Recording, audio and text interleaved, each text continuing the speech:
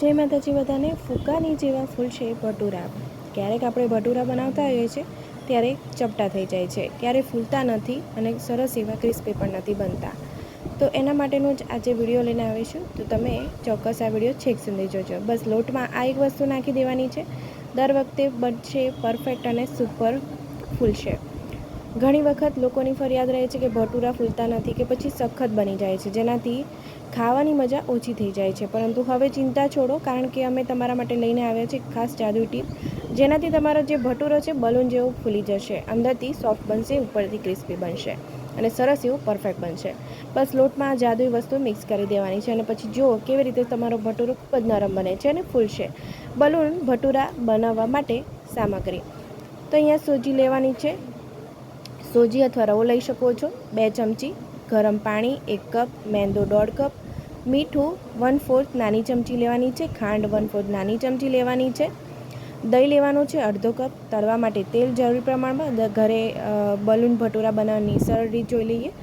તો સૌથી પહેલું સ્ટેપ છે કે સૌપ્રથમ 2 ચમચી સોજીને એક વાડકીમાં નાખી તેમાં 1 કપ ગરમ પાણી કે પછી દહીં મિક્સ કરો અને તેને લગભગ 5 મિનિટ સુધી પલાળી રાખો।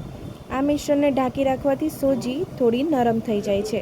હવે બીજું સ્ટેપ છે કે હવે એક મોટા વાસણમાં 1.5 કપ મેંદો લેવાનો છે, તેમાં 1/4 તમારે નાની ચમચી મીઠું અને 1/4 નાની ચમચી ખાંડ નાખવાની છે। પછી તેમાં 1/2 કપ દહીં નાખી સારી રીતે મિક્સ કરી લો। ત્યારબાદ સોજીને મિક્સ કરેલું મિશ્રણ છે તેમાં ઉમેરો ને નરમ મુલાયમ લોટ બાંધી લો। ધ્યાન રાખો કે લોટ બહુ સખત ન હોય, થોડો નરમ ગૂંથવો સારું રહે છે, જેથી ભટુરા ફૂલે।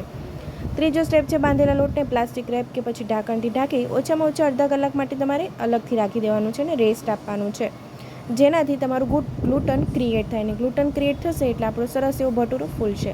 અડધા કલાક પછી લોટ તૈયાર થઈ જશે। હવે નાના નાના લુવા બનાવો અને વેલણની મદદથી જાડા આકારમાં વણો।